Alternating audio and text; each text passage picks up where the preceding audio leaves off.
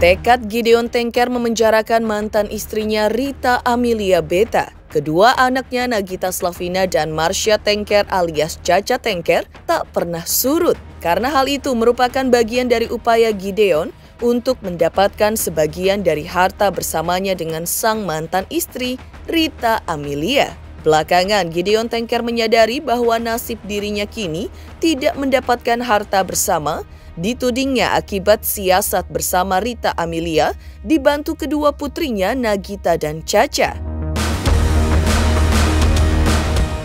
Gideon menuding mereka telah membuat keterangan palsu.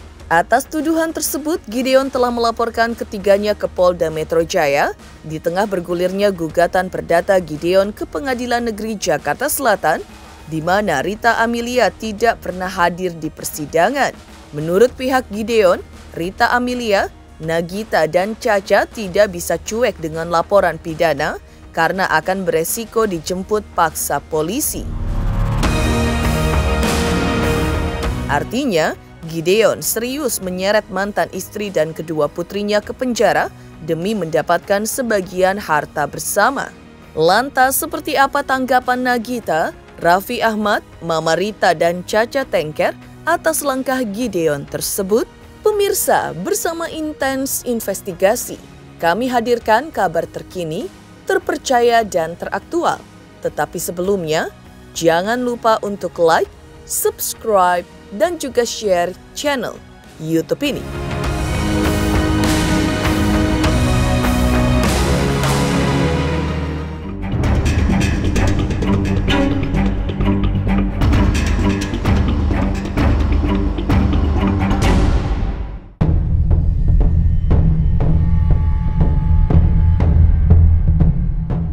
Prahara perebutan harta bersama Gideon Tengker dengan Rita Amelia Beta masih terus bergulir. Gideon tetap berjuang mendapatkan hak-haknya, yaitu sebagian dari harta bersama. Setelah melalui laporan perdata di Pengadilan Negeri Jakarta Selatan yang juga masih bergulir, namun Rita Amelia Beta tak pernah hadir di persidangan. Langkah taktis lain yang diambil pihak Gideon Tengker adalah dengan membuat laporan pidana atas mantan istrinya Rita Amelia, kedua putrinya Nagita Slavina dan Marsha Tengker alias Caca ke Polda Metro Jaya belum lama ini.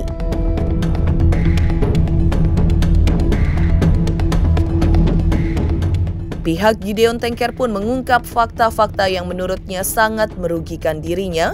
Salah satunya adalah Nagita Slavina yang diduga membuat pernyataan palsu kepada aparat negara terkait alamat yang ditujukan untuk Gideon dalam rangka sidang perceraian Gideon dengan Mama Rita beberapa tahun lalu.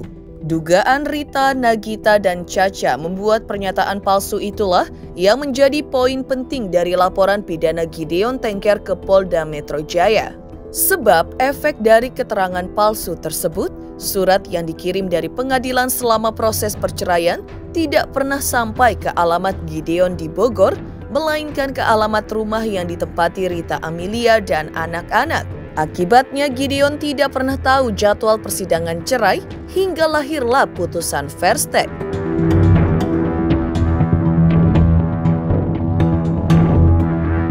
Agenda kita hari ini yakni sidang pembuktian, bukti awal ya. Bukti awal yang dari kami penggugat tadi sudah saya ajukan ke persidangan, yakni KTP Om Gideon Tengker, surat nikah dari catatan sipil Provinsi DKI Jakarta, dan putusan cerai dari Pengadilan Negeri Jakarta Pusat. Saya menjelaskan di sini biar teman-teman juga bisa melihat dan puas bahwa ini KTP dari Om Gideon Tengker. Tentunya teman-teman, rekan-rekan, sahabat-sahabat saya wartawan ini sudah membaca mengenai alamat dari Om Gideon Tengker, yakni Bogor. Kita sepakat ya? Sepakat bersama ya? Dan mengenai alamat KTP ini, rasanya menurut Om Gideon bahwa alamat ini sudah sejak lama diketahui oleh Rita Amalia Beta,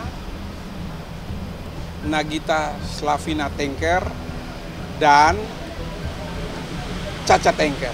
Oleh karena ini, alamat ini, sehingga saya sebagai kuasa hukum dari Om Gideon Tengker mengambil langkah melaporkan Saudara Rita Amalia Beta, Nagita Slavina, dan Caca Tengker ke Polda Metro Jaya karena adanya perbuatan memberi keterangan palsu.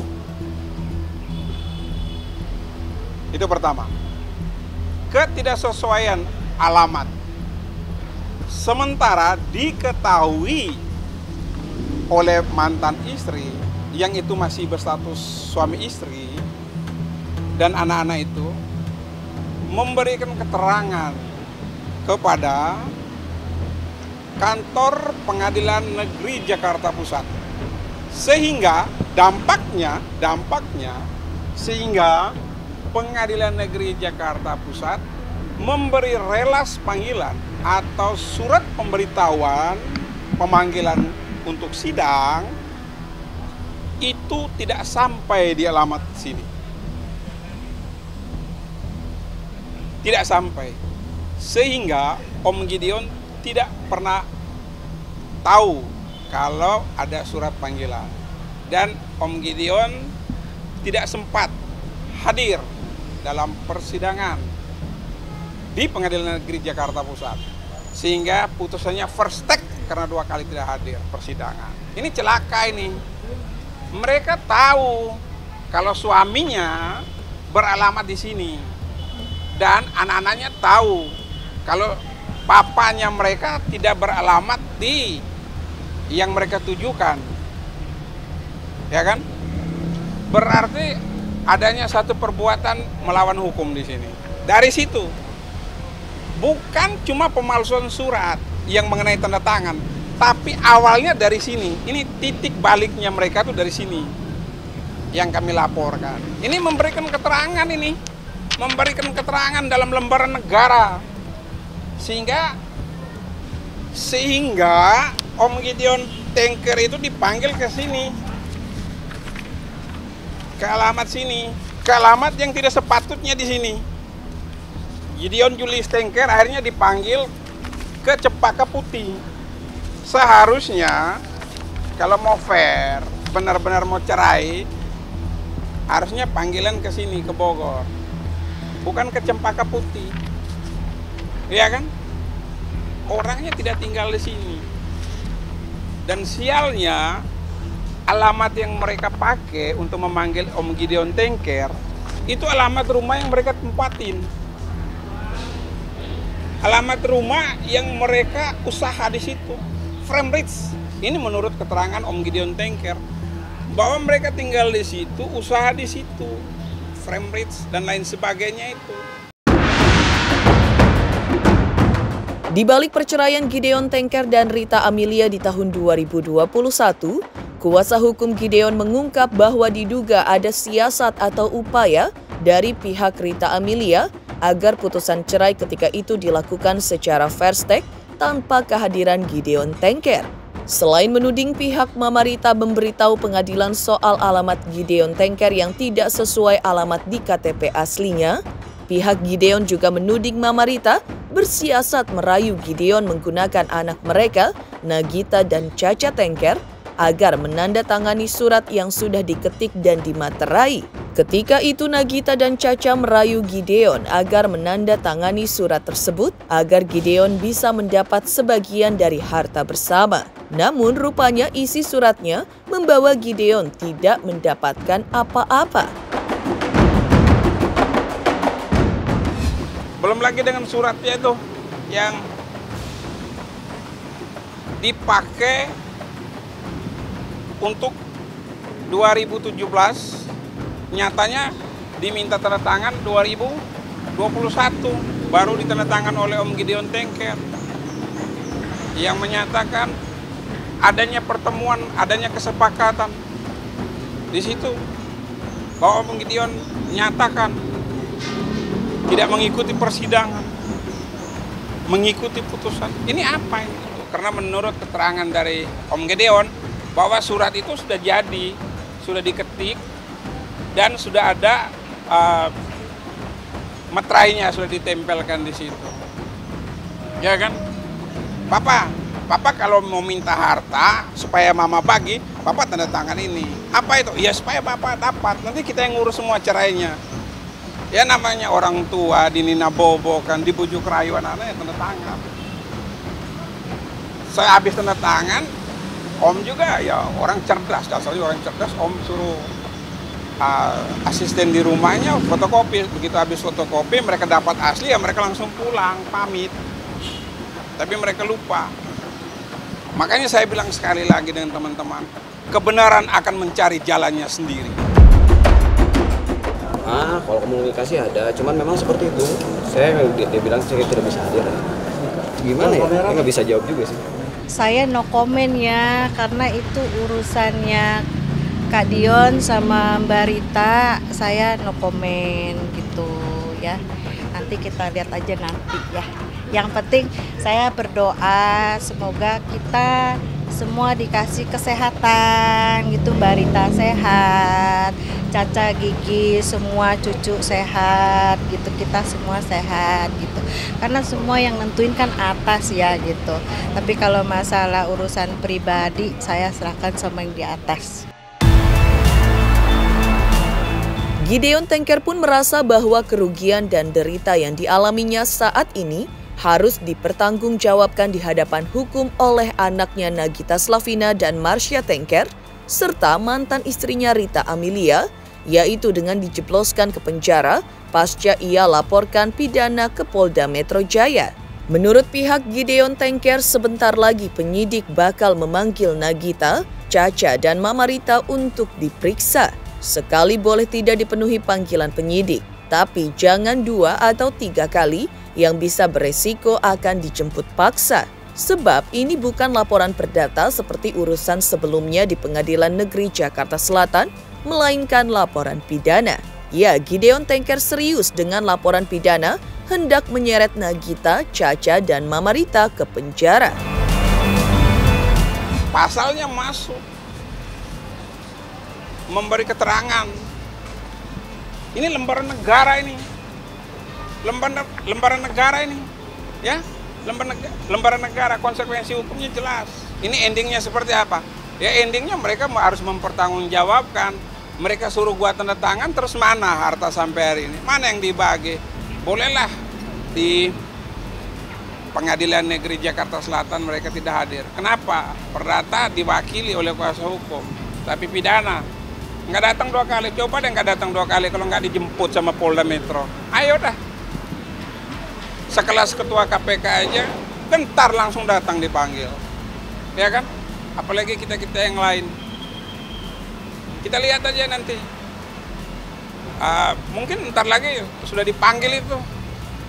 Anak-anak sama ibunya itu. Anak-anak turut serta mengantar apa lain sebagainya. Nanti penyidik lah yang akan mengorek, mencari tahu keterangan itu. Siapa yang membuat surat itu? Harapannya ya mohon didoakan agar cepat selesai diproses semuanya sesegera mungkin. Karena ya lebih cepat lebih baik untuk semua ya. Berasa di pihak yang salah, tentu saya lapor dulu. Ngapain saya ngelapor ke pengacara? Karena itu betul-betul tidak dibuat-buat, memang demikian adanya. Kebenarannya harus dibela dong, betul nggak? Gideon Tengker pantang mundur, ingin dan kekeh, serta ngotot Nagita Slavina di penjara karena dituding telah membuat pernyataan palsu di hadapan hukum. Lantas seperti apa pihak Nagita dan Raffi Ahmad menanggapinya? Pemirsa Intens Investigasi, jangan lupa untuk like, subscribe, share, dan juga komen channel Intens Investigasi. aku Denisya Resta. Jangan lupa kalian saksikan Intens Investigasi setiap hari, sehari 5 kali. Jangan lupa like, comment, subscribe.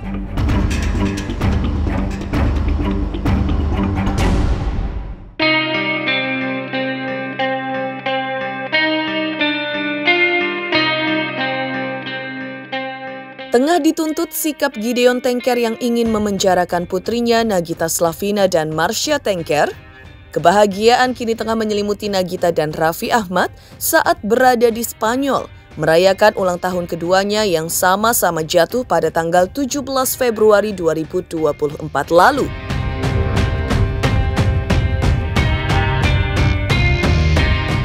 Raffi dan Nagita sengaja tidak memberikan kado kepada satu sama lain di ulang tahun kali ini karena mereka memilih berlibur ke luar negeri untuk merayakannya. Mereka kini tengah berada di Spanyol, lalu nantinya ke Jepang bersama keluarga. Di Spanyol, Raffi dan Nagita selain menikmati momen bulan madu lagi, keduanya menikmati dinner bareng dengan sangat romantis usai menjalani syuting, sembari jalan-jalan selama seharian.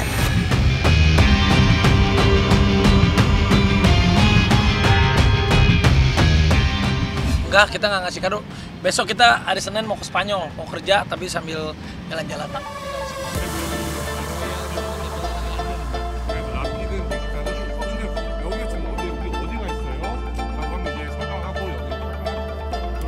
Madrid, memang syuting guys.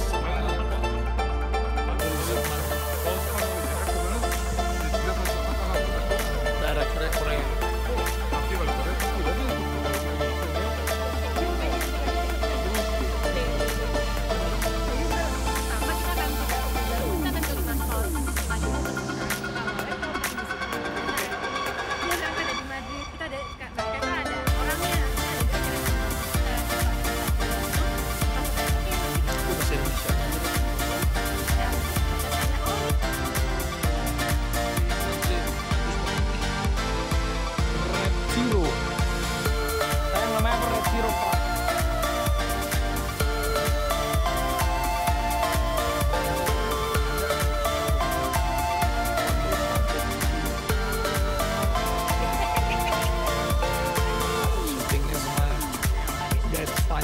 Tim Korea.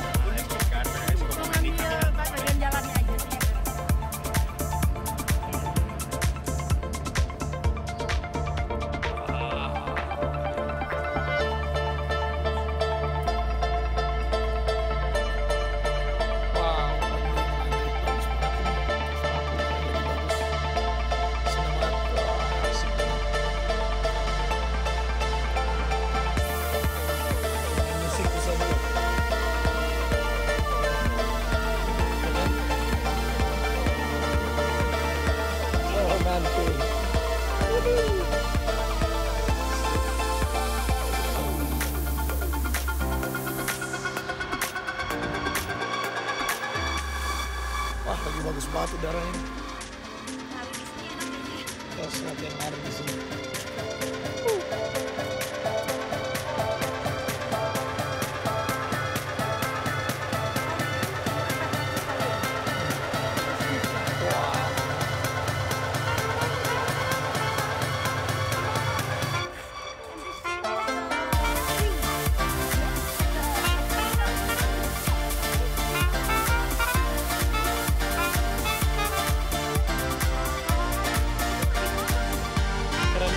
Emang jadi gitu.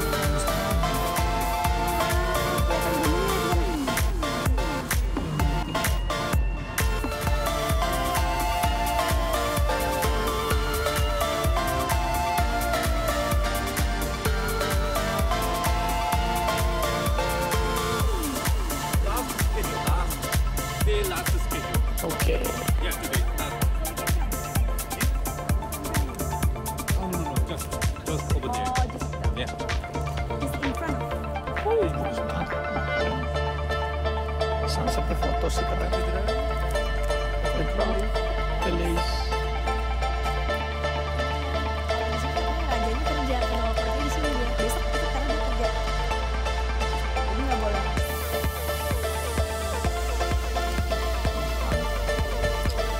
Only in Madrid.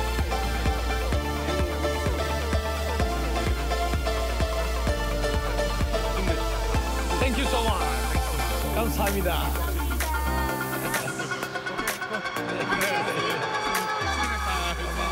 See you tomorrow. Thank you, Maureen. Thank you. Thank you so much. Thank you.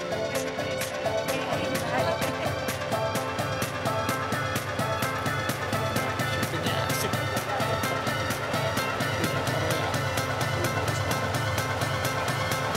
Ini kita. Thank you.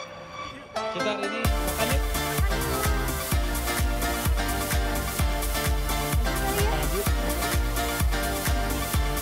Makan.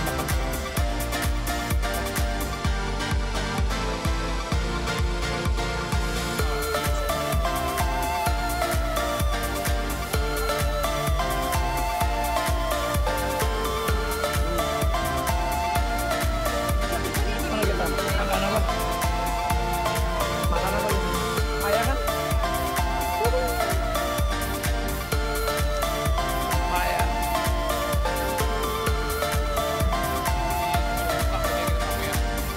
Kita jam 7.30 ya?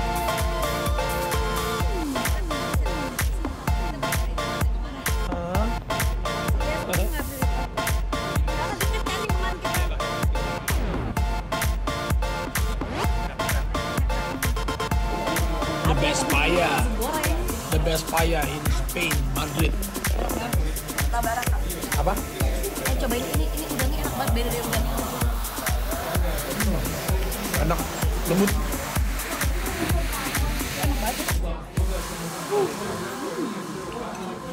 Paya. Raffi dan Nagita yang menikmati momen bulan madu lagi di Spanyol hingga meninggalkan Rafathar dan Rayanza di Indonesia mungkin akan menjawab doa Mama Ami Kanita agar Nagita bisa hamil lagi agar bisa memberikan cucu ketiga Mama Ami. Rupanya Mama Ami masih menunggu surprise dari Nagita terkait kehamilan anak ketiga karena ia tak pernah jenuh menunggu cucu lagi dari menantu cantiknya ini. Doa Mama Ami tersebut tampaknya sejalan dengan mimpi Raffi Ahmad yang ingin kembali mempunyai anak, terutama anak perempuan. Kerja ada tourism Spanyol ngundang kita sekalian kerja ya sekalian honeymoon lah. Ya kalau soal cucu mah nggak usah ditanya ya, pasti juga seorang nenek mah pasti mau. Kapan aja, kapanpun itu, apapun itu gitu. Jadi selalu ditunggu. Nggak tahu, itu nggak pernah cerita tuh kalau masalah intern kayak gitu. Nggak apa-apa, nanti tiba-tiba kan surprise gitu. Demikian pemirsa kabar terkini, terpercaya dan teraktual yang kami hadirkan hari ini. Saksikan terus Intens Investigasi setiap hari Senin sampai dengan Jumat tayang 5 kali sehari dan Sabtu tayang 3 kali sehari, yaitu pada pukul 11 siang, 12 siang, 3 sore, 5 sore, dan 6 sore, tentunya hanya di YouTube channel. Dan pastikan jangan lupa untuk like, subscribe, share, dan juga komen channel Intens Investigasi.